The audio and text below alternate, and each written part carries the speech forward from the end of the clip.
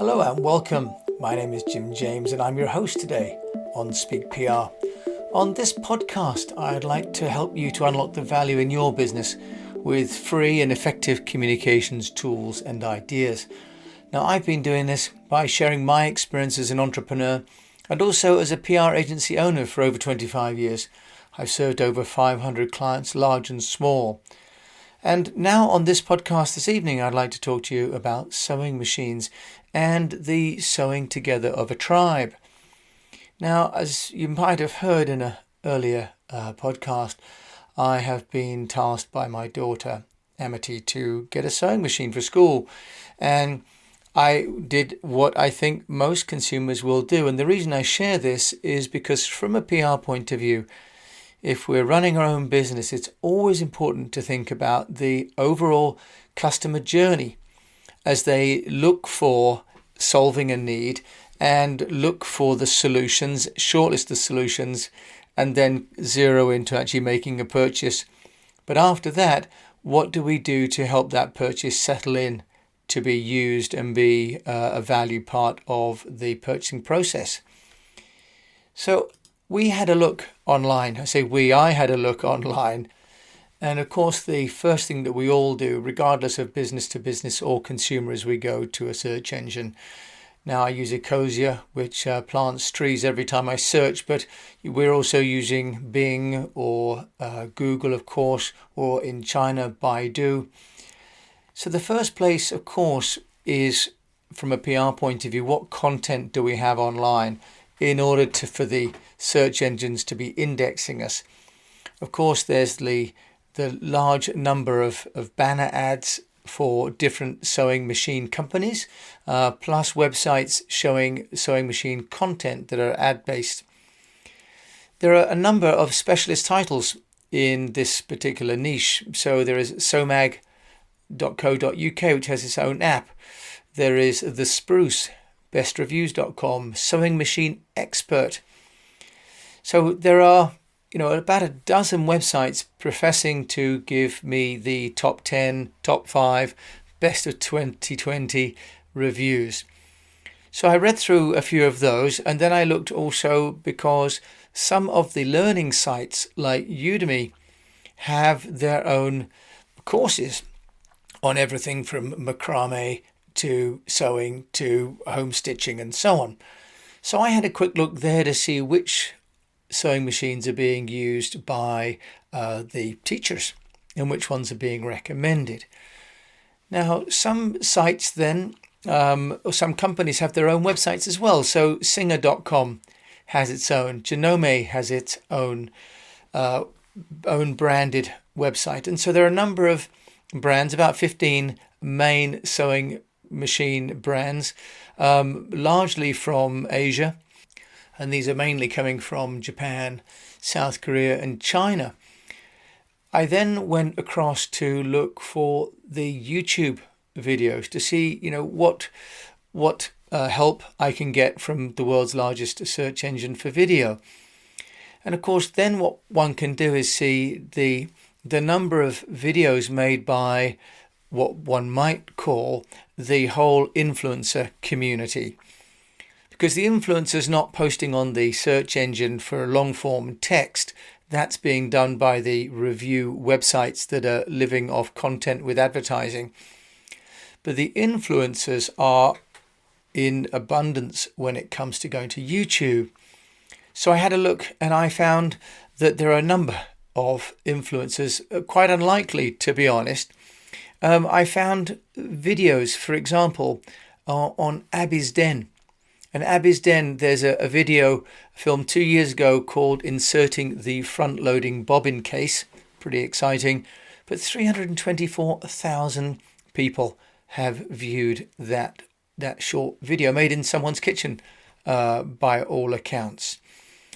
So there's also a young person called Black Diamond. And she appears to be an Australian Asian teen. But her videos on basic it's called Learn How to Sew, has 2.6 million views on a 26-minute video. No microphone, no lighting, no nothing. But she has 64,000 subscribers to a sewing tutorial. Interestingly enough, as I looked at her video, I was served up a Gillette advert in advance. Now, I guess whether that's tied to me, I suppose, rather than the average person looking for sewing machines. But nonetheless, on a customer journey, I'm going to buy a sewing machine now. I've gone and looked at the review sites and shortlisted some. And then I have gone to YouTube and watched to see which ones are the most favorited by these influencers. And I can then start to see as well the machines in action. Some machines people complain slightly of jamming. Some complained of the lighting fixtures and so on. So I'm already getting a really good idea of how my machine is going to fit into my life and work for my daughters and my wife. So having then shortlisted, I then made a list of 2 or 3 brands, including the John Lewis brand. When I was able to then go and find the next level of detail, which was the online brochures. So different websites and different products did better and worse, and some of them, of course, then precluded me being interested because the literature wasn't in English, for example. It wasn't easy to find, it wasn't well annotated, the infographics were poor. And I liked the one from this company, from John Lewis Partnership, because it was all very clear and the warranty details were stated out clearly. So on my customer journey, I was getting reassured that I've seen this product actually being used at length by a number of different influencers. And I've also now been able to download the brochures to see kind of the more technical detail, things like the forward and reverse, the number of stitches. This one has 14, by the way, the ability to do pockets and so on. In other words, my checklist of comparison items has been defined as I've gone through this sort of 1.5 hour process. So I've ended up looking and liking this Genome product, but it's white labeled by John Lewis and Partners. And that's important to me because actually the John Lewis website and app is very clean and simple to use, doesn't offer me multiple options when I've made a decision, and takes me to the shopping basket in a very nice way. But I couldn't help but having a peek at the founders of the Genome product.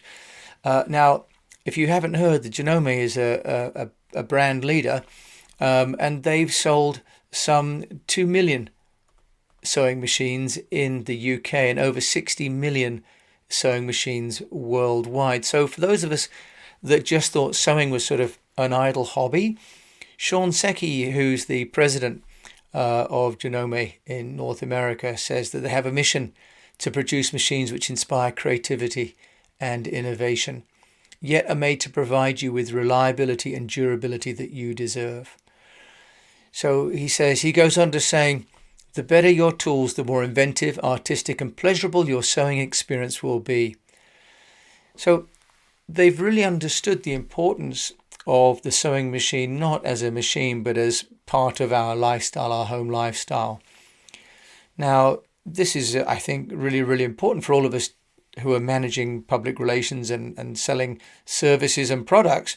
It's not about the product, it's about how it's integrating into the life and the experience. Now, sewing machines, funnily enough, the next choice that I had to make was which ones were available, because during COVID, sewing machines have taken off in terms of taken off out of the stores, not with jets or anything on them. So the sewing machine market is projected to grow by $17 billion. Okay, it's projected a growth of some $3.9 billion. Now, this seems pretty amazing, but by 2025, it is due to be a $44 billion industry. This is sewing machines, and there are some 15 brands that dominate the business. It goes to show that COVID has actually been good for some businesses, and there are some businesses that may be a little bit unexpected. And until I had a chat to Mr. Pickles this week about buying a sewing machine, I would have never have thought of sewing machines as being a business opportunity for me or for anybody else that I'm surrounded by. So going back to this idea of scale and this purchasing process that someone like me would go through, in this case for a consumer product, but it starts with search, it moves off to reviews, then it goes into video for influencers, then it comes to shortlisting the merchant, and then it comes to the product specification. And what we're finding in venues and platforms like YouTube are people like Black Diamond, as she calls herself, are influencers. They are young people who are taking the product or being given the product, using it, and experiencing absolutely massive amplification on their content. Much more than the brand themselves could do. If some of the brand videos, in fact, are getting 5,000-10,000 views, and it'll be down to credibility, because ironically enough, the amateurish approach and the lack of high production values or sophisticated scenery means that it's much more in keeping with the lifestyle and the environment of the people that are going to be buying it and using it. So there's an authenticity in the influencer work that makes it well more powerful than a well-polished advert. And that's why when we're thinking about promoting our products or our services, engaging those people who are influencers, who are actually from the community that we're going to be selling to, is really a key part of the public relations activity. Now, what we're really talking about actually on another level is how companies like Genome are not selling products, they are building tribes. So this is the Seth Godin concept of building tribes. Now what I realize, of course, is that there's a whole tribe, men and women, involved in sewing of various kinds and various levels, plus the industrial sewing, of course, which makes up part of that 40 billion. But this whole idea of what tribe are we part of, and can we either lead a tribe or can we be part of an existing tribe?